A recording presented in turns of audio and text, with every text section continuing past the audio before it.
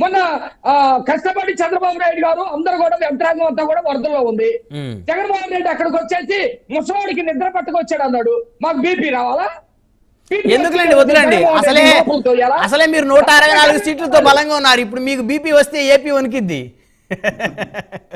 మాట్లాడతారండి, మళ్ళీ వస్తారు మీ దగ్గర మాటలు, పిచ్చి కోకలు, నేర మాటలు. మళ్ళీ వస్తారు మాణిక్యాల గారు మీ దగ్గర. మంత్రి దాసరి కిరణ్ గారు ఉన్నారు, జనసేన పార్టీ రాష్ట్ర అధికార ప్రతినిధి. కిరణ్ గారు గుడ్ మార్నింగ్ అండి. గుడ్ మార్నింగ్ బ్రహ్మనాయుడు గారు. సో మొత్తానికి వరదలలో చనిపోయినటువంటి వారి ఇష్యూని కంప్లీట్గా డైవర్ట్ చేయడం కోసం ఇప్పుడు సడన్గా ఈ అరెస్టులు చేస్తున్నారు ముఖ్యమంత్రి గారు, ఈ కూటమి ప్రభుత్వం అంటూ జగన్మోహన్ రెడ్డి గారు చేసిన వ్యాఖ్యలు దాన్ని ఎలా చూడాలి? అదేవిధంగా బోట్లకు సంబంధించి కూడా నిన్న కొన్ని అంశాలు మాట్లాడారు. ఆ బోట్లు అయితే ప్రకాశం బ్యారేజ్ని ఢీకొట్టి అవి తెలుగుదేశం పార్టీ హయాంలోనే వాడికి పర్మిషన్లు ఇచ్చారనేది కూడా అన్నారు. అది మళ్ళీ నెక్స్ట్ రౌండ్లో దాన్ని డిస్కస్ చేద్దాం. సో ముందు ఇప్పుడు ఈ అరెస్ట్లో ఎలా చూద్దాం కిరణ్ గారు? ఈ అరెస్ట్లో సమంజసమే అని మీరు అనుకుంటున్నారా? అందరికీ నమస్కారం అండి.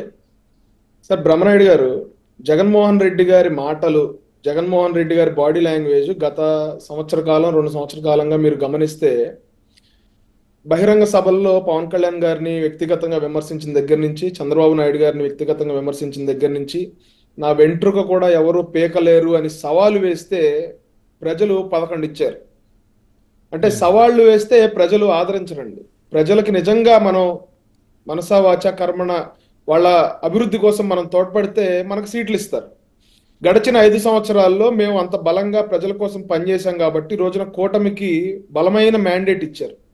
నేను రేపు అధికారంలోకి వచ్చిన తర్వాత నేను మీ సంగతి చూస్తాను, మిమ్మల్ని చిత్రహింసలు పెడతాను, మీ మీద అక్రమంగా కేసులు పెడతానని చెప్పి మళ్ళీ అదే రకంగా జగన్మోహన్ రెడ్డి గారు బెదిరించారనుకోండి, ఈసారి ఆ 11 పోయి ఎన్ని వస్తాయో ఆయనకు కూడా తెలియదు. ఆయన సీటు కూడా గెలుస్తాడో గెలవడో కూడా ప్రజలు అటువంటి బలమైన తీర్పునిస్తారు. సో ప్రజాస్వామ్యంలో ఎప్పుడు నేను నియంతని, నా అంత మొనగాడు లేడు, నేను వచ్చినాక మీ అంత చూస్తానంటే ప్రజలు ఊరుకోరు సార్. డెమోక్రసీ ఇది. మీరు రాచరికం కాదు, లేకపోతే నియంతృత్వం కాదు. మీరు అక్కడ కార్యకర్తలను ఏదో ఉత్సాహపరచడం కోసం, లేకపోతే మీ క్యాడర్ జారిపోకుండా ఉండటం కోసం, మీ పార్టీ ఖాళీ అయిపోకుండా ఉండటం కోసం మీరు ఏదన్నా ప్రగల్భాలు పలకండి. అది ఇండోర్ పలకండి. అంటే 4 గోడల మధ్యలో పలికి తొడలు కొట్టుకోండి. కిరణ్ గారు, ఇండోర్ లో పలికితే మరి పార్టీ క్యాడర్ వాళ్ళందరికీ తెలియాలంటే ఇండోర్ లో క్యాడర్ ముందు కొట్టుకోండి. అంటే ఇండోర్ లో క్యాడర్ ముందు మీరు తొడలు కొట్టండి, క్యాడర్ ముందు మీరు ప్రగల్భాలు పలకండి. కానీ ప్రజల ముందు అట్లా కుదరదు కదా. జగన్మోహన్ రెడ్డి గారు ఎక్కడికి వెళ్ళినా కూడా అదే అమాయకమైన ఫేస్ పెడతారు కదా. అమాయకమైన ఫేస్ ఈ రోజున ఆ తెరలు తీసేస్తా ఉన్నారా? జగన్మోహన్ రెడ్డి గారు సౌమ్యుడు, ఎవరికి చీమకు కూడా హాని తలపెట్టడు అనే ఒక రకమైన భయంకరమైన ఎక్స్ప్రెషన్ ని ఆయన తొలగిస్తా ఉన్నాడా? అసలైన స్వరూపం ఇదేనా? గడిచిన 5 సంవత్సరాల్లో ఆయన సౌమ్యుడిగా నవ్వినా కూడా బ్యాక్ ఎండ్ లో, బ్యాక్గ్రౌండ్ లో ఆయన స్వభావం ఇదేనా అనే అనుమానాలు ప్రజలకు కలుగుతాయి. మీ నిజస్వరూపం ఇదే అని ప్రజలు నిర్ధారించుకున్న రోజున మీకు ఆ 11 సీట్లు కూడా రావని చెప్పి ఈ సందర్భంగా మిమ్మల్ని సున్నితంగా హెచ్చరిస్తా ఉన్నాం. అయితే నందిగం సురేష్ గారు లేదా పార్టీ మీద దాడి, లేకపోతే పార్టీ ఆఫీస్ మీద దాడి, నాకు తెలిసి నాకున్న అవగాహనలో, నేను పట్టాభి గారి వీడియో పూర్తిగా చూస్తే ఆ రోజున ప్రెస్ మీట్ లో నాకున్న అవగాహన ఇది, నా వ్యక్తిగతంగా నేను చెప్తా ఉన్నా. పట్టాభి గారు ఆ బాసిడీకే అన్న కాంటెక్స్ట్ జగన్మోహన్ రెడ్డి గారిని కాదు అన్నది, జగన్మోహన్ రెడ్డి గారిని కాదు. మీరు మళ్ళీ ఒకసారి ఆ ప్రెస్ మీట్ మొత్తం చూడండి కావాలంటే. కానీ జగన్మోహన్ రెడ్డి గారి గురించి మనకు తెలుసు, ఆయన వెంపర్లాడతారు సింపతి కోసం. ఆయన పార్టీ పెట్టినప్పటి నుంచి, వాళ్ళ ఫాదర్ చనిపోయిన దగ్గర నుంచి, ఈ 10-15 సంవత్సరాలు ఆయన రాజకీయ ప్రస్థానం దగ్గర నుంచి ఎప్పుడు కూడా సింపతి కోసం వెంపర్లాడే మనిషి. ఎవరినో అన్న మాటని ఆ రోజున డీజీపీ గారి గురించి కూడా పట్టాభి గారు ప్రస్తావించారు. ఆయన అనుండొచ్చుగా, నేనైతే ఆయన అన్నారని అనుకుంటా ఉన్నా, అది సబ్జెక్ట్ టు కరెక్షన్.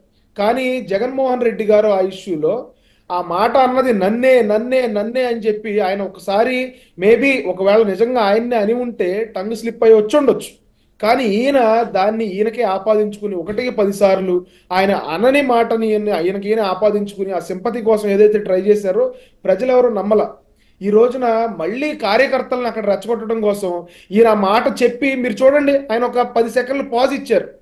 ఆ మాట చెప్పిన తర్వాత 10 సెకండ్లు పాజ్ అంటే కార్యకర్తలు అరవాలి, కార్యకర్తలు కేకలు పెట్టాలి, వాళ్ళలో ఆ ఉద్వేగాన్ని రెచ్చగొట్టాలి, వాళ్ళలో ఆ భావోద్వేగాన్ని అంటే రెచ్చగొట్టాలి. వాళ్ళ నాయకుడిని అన్నాడు అంటే ఖచ్చితంగా కార్యకర్తలకు బాధ ఉంటుంది, ఉద్వేగం ఉంటుంది. అది దాన్ని మీరు గమనించండి, మళ్ళీ కావాలంటే ఆ వీడియో ప్లే చేయండి. చూశాను. నిజంగా అంటే కార్యకర్తలకు భావోద్వేగం ఉంటది, నేను కాదంట్లా.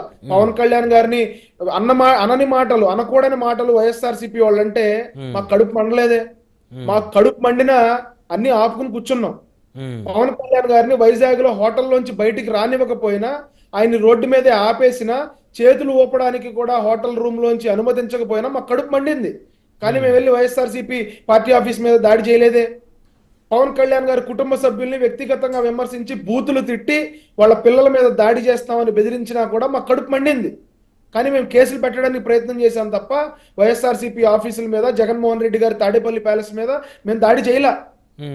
పవన్ కళ్యాణ్ గారిని జగ్గైపేటలో బార్డర్ లో ఆపేసి ఆంధ్రప్రదేశ్ లోకి రాకుండా అడ్డుకున్నా కూడా, ఆయన్ని రోడ్డు మీద బైఠాయించినా కూడా, పోలీసులను అడ్డం పెట్టి వర్షంలో ఆయన్ని ఒక జీపులో కుక్కుకుంటా తీసుకొచ్చినా కూడా మేము మాకు కడుపు మండింది. కానీ మేము ఆ రోజున జగన్మోహన్ రెడ్డి గారి తాడేపల్లి ప్యాలెస్ మీద, లేకపోతే వైఎస్ఆర్సీపీ కార్యాలయాల మీద మేము దాడి చేయలే. కడుపు మండుతుంది బ్రహ్మనాయుడు గారు, అందరికీ కడుపు మండుద్ది. అలా అని చెప్పి దాడులు చేసుకుంటా పోతే దానికి ఎవరు జవాబుదారి?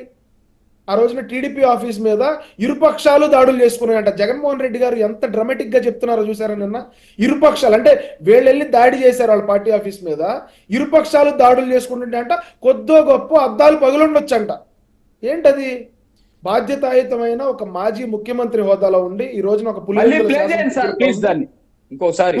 శాసనసభ్యులుగా ఉండి ఇరుపక్షాలు దాడి చేసుకున్నాయి. ఎక్కడ ఇరుపక్షాలు దాడులు చేసుకున్నట్టు ఎవరికి తెలియలేదే. టీడీపీ వాళ్ళు ప్రతిఘటించినట్టు తెలియదు. టీడీపీ ఆఫీసులో ఆ రోజు ఎంతమంది ఉన్నారు? మా అయితే ఒక 10 మంది ఉంటారు, 10 మంది లోపే ఉండొచ్చు. 10 మంది, వీళ్ళు 500 మంది వెళ్తే 10 మంది 500 మంది దాడి చేసుకున్నారా సార్?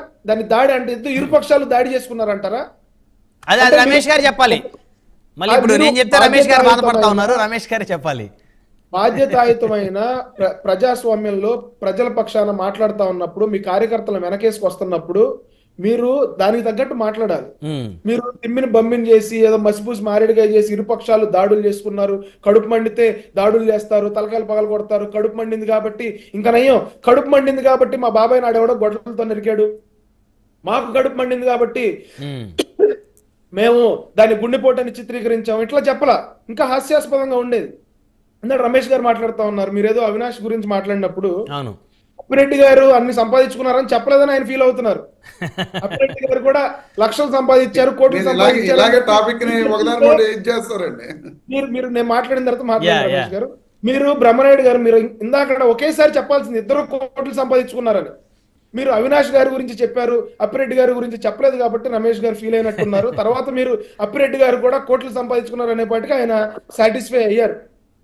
ఈ సందర్భంగా ఆ సమస్యను పక్కన పెడితే, ఇక వరదల గురించి జగన్మోహన్ రెడ్డి గారు మాట్లాడిన విధానం గురించి, ప్రభుత్వం మీద ఆయన చేసిన ఆరోపణల గురించి నేను కౌంటర్ ఇవ్వవసరలా, మా జనసేన పార్టీ వాళ్ళు కౌంటర్ ఇవ్వవసరలా, టీడీపీ వాళ్ళు కౌంటర్ ఇవ్వవసరలా, ప్రజలు కౌంటర్ ఇవ్వవసరలా. దానికి సమాధానం వైఎస్ఆర్సీపీ నాయకులే చెప్పారు. అంబటి రాంబాబు గారు, జగన్మోహన్ రెడ్డి గారు ఏమైతే మాట్లాడారో దాని గురించి అంబటి రాంబాబు గారు కౌంటర్ చేశారు, పేర్ని నాని గారు కౌంటర్ చేశారు, అలాగే అనిల్ కుమార్ గారు కౌంటర్ చేశారు. జగన్మోహన్ రెడ్డి గారు ఆ వీడియో చూసుకుంటే చాలు, మేము మాట్లాడవసరం. మీరు వింటారంటే ఒక 20 సెకండ్లు నాకు టైం ఇస్తే వాళ్ళు మాట్లాడింది కూడా నేను మీకు వివరిస్తా, ఎవరైతే ఏదైతే కమెంట్ చేశారో అవన్నీ.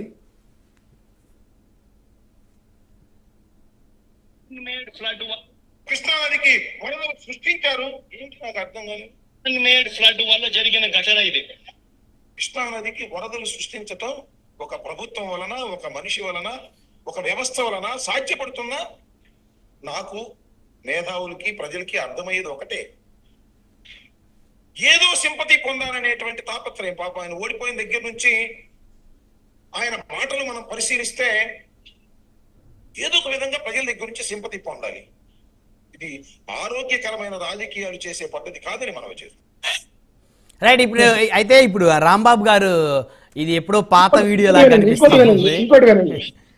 ఆయన హెయిర్ కలర్ ఉంది కాబట్టి ఐ థింక్ ఇది మేడ్ ఫ్లడ్ వల్ల జరిగిన ఘటన ఇది. అయ్యా, మ్యాన్ మేడ్ వరదలు చేయగలిగే శక్తి 5 సంవత్సరాలలో మీరుంటే కనీసం ఈ ప్యారిస్ గేట్లు దాటి ఒక చుక్క నీళ్ళు పోయిన సంఘటన ఈ 5 సంవత్సరాల్లో లేవు.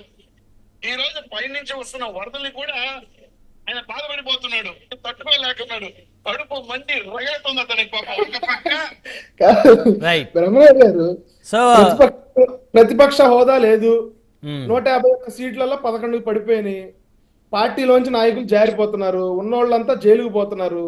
అతనికి ఏం చేయాలో తెలియక జగన్మోహన్ రెడ్డి గారికి ఏం మాట్లాడుతున్నారు మ్యానిపులేట్స్. అది ఈ రోజున కూటమి ప్రభుత్వం వరద బాధితులని 100% వాళ్ళకి అండగా నిలబడింది. ఈ రోజున పిఠాపురంలో ఏలేరు ముంపుకి గ్రామాలు మునిగిపోతా ఉన్నాయి. అందులో ముఖ్యంగా జగనన్న కాలనీలు 34 ఎకరాలు పెట్టి జగనన్న కాలనీ అని పెట్టి ప్రజలు మునిగిపోవాలి వరదొస్తాయని చెప్పి కుట్ర చేసి వాళ్ళకి అక్కడ స్థలాలు ఇచ్చింది జగన్మోహన్ రెడ్డి గారు అని మేము అన్నాం అనుకోండి, వైఎస్ఆర్సీపీ వాళ్ళు ఏం చేస్తారు? అలా అనకూడదు కదా. ఎవరు కూడా ముఖ్యమంత్రి హోదాలో ఉండి స్థలాలు ఇచ్చేటప్పుడు జనాలు మునిగిపోవాలి చచ్చిపోవాలనే అది ఎవరు కోరుకోరు. కాకపోతే ఏంటంటే వారు తీసుకునేటువంటి అనాలోచన నిర్ణయాలు అలా జరుగుతాయి. నేను అదే చెప్తా ఉన్నా బ్రహ్మనాయుడు గారు, ఎవరు మునిగిపోవాలని కోరుకోరు. రైట్ కిరణ్ గారు, సమయం తక్కువగా ఉంది, అందరితో డిస్కస్ చేయాలి. ఒక్క నిమిషం. అక్కడ 13 లక్షల రూపాయలు గవర్నమెంట్ వాల్యూ ఉంటే మార్కెట్ వాల్యూ 25-30 లక్షలు అనుకుంటే 60 లక్షల రూపాయలు ఎకరానికి పెట్టి కొని పిఠాపురంలో జగనన్న కాలనీ 34 ఎకరాలు కొనేసి ఈ రోజున జగనన్న కాలనీ మొత్తం జలమయం. కోర్టుకి